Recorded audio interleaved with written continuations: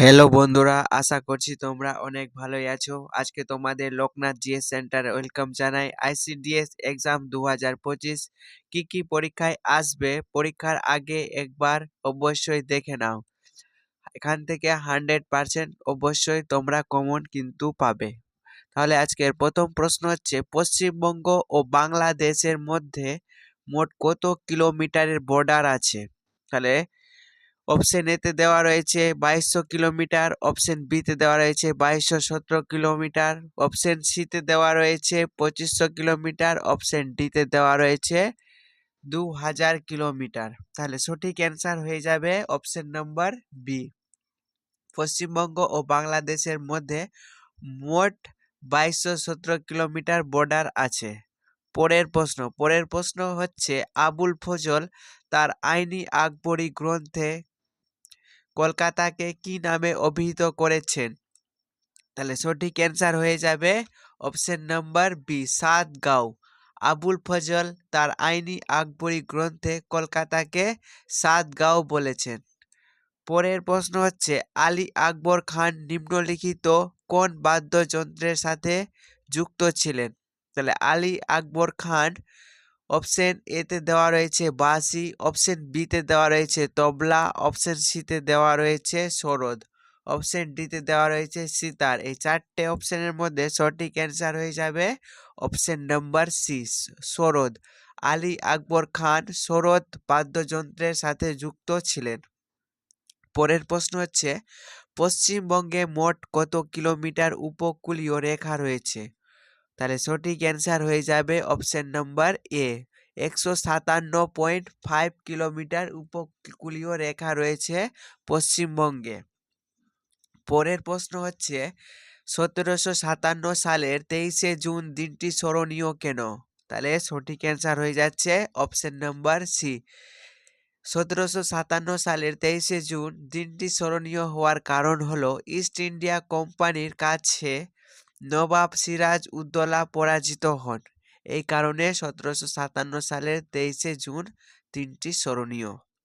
পরের প্রশ্ন হচ্ছে, পশ্চিমবঙ্গের কোন জেলায় উচ্চমানের কোয়ার্টজ পাওয়া যায়? তাহলে সঠিক অ্যান্সার হয়ে যাবে পুরুলিয়া। কি হয়ে যাবে? পুরুলিয়াতে, পশ্চিমবঙ্গের পুরুলিয়া জেলায় উচ্চমানের কোয়ার্টজ পাওয়া যায়। আর কোয়ার্টজ হলো এক ধরনের কুপরিবাহী। কি বললাম? কুপরিবাহী। কার কুপরিবাহী? তড়িতের কুপরিবাহী। পরের প্রশ্ন হচ্ছে, হিন্দু পুরাণ মতে ভগবান রাম ও সীতা তাদের নির্বাসনের সময় পশ্চিমবঙ্গের কোন পাহাড়ে বসতি স্থাপন করেছিলেন? তাহলে সঠিক অ্যান্সার হয়ে যাবে অযোধ্যা পাহাড়। কি হবে? অযোধ্যা পাহাড়ে ভগবান রাম ও সীতা তাদের নির্বাসনের সময় বসতি স্থাপন করেছিলেন। পরের প্রশ্ন হচ্ছে, সর্বমঙ্গলার মন্দির পশ্চিমবঙ্গের কোন জেলায় অবস্থিত? সর্বমঙ্গলার মন্দির পশ্চিমবঙ্গের পূর্ব বর্ধমান জেলায় অবস্থিত। পরের প্রশ্ন হচ্ছে, কত সালে প্রথম ইলেকট্রিক ট্রাম চালু হয়? তাহলে অ্যান্সার হয়ে যাবে 1902 সালে প্রথম ইলেকট্রিক ট্রাম চালু হয়। পরের প্রশ্ন হচ্ছে, কোন সালে ক্যালকাটা নাম পরিবর্তন হয়ে কলকাতা হয়ে যায়? তাহলে অ্যান্সার হয়ে যাবে 2001 সালে ক্যালকাটা নাম চেঞ্জ হয়ে কলকাতা হয়ে যায়। আর 1911 সালে ভারতের রাজধানী কলকাতা থেকে দিল্লিতে স্থানান্তরিত হয়। পরের প্রশ্ন হচ্ছে, কয়লা উৎপাদনে কোন রাজ্য ভারতে প্রথম স্থান অধিকার করে? তাহলে অ্যান্সার হয়ে যাবে ঝাড়খণ্ড। ঝাড়খণ্ড ভারতের প্রথম স্থান অধিকার করে কয়লা উৎপাদনে। পরের প্রশ্ন হচ্ছে, ভারতে একটি শীতল মরু অঞ্চল কোনটি?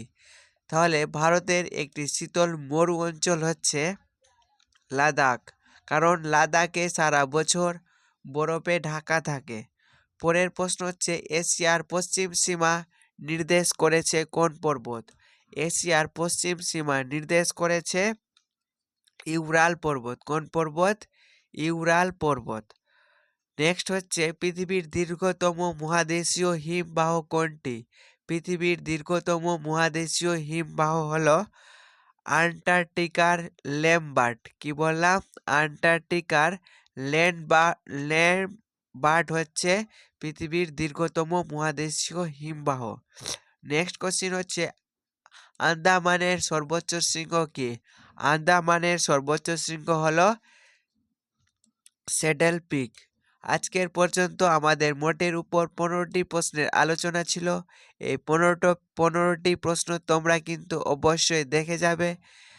আর তার সাথে সাথে আমাদের ক্লাস যদি ভালো লাগে তাহলে ক্লাসকে অবশ্যই লাইক করো এবং আমাদের চ্যানেলে যদি নতুন হয়ে থাকো তাহলে চ্যানেলটিকে অবশ্যই সাবস্ক্রাইব করো এবং পাশের বন্ধুদের শেয়ার করো।